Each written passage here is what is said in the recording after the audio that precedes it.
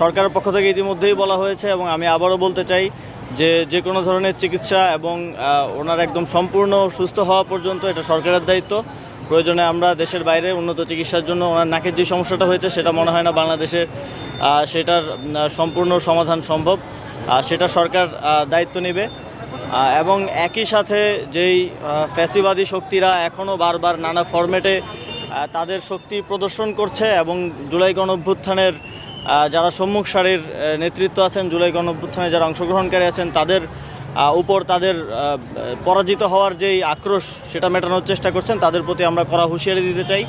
এবং সরকারের দিক থেকেও এই ধরনের কার্যক্রমকে আর বরদাস্ত করা হবে না। এ বিষয়ে সরকার ইতিমধ্যেই উদ্যোগ নিয়েছে একটি শক্তিশালী তদন্ত কমিটি করার মাধ্যমে যারা যারা এর সাথে জড়িত তাদেরকে শাস্তির আওতায় নিয়ে আসার। এবং আমরা ইতিমধ্যে জানতে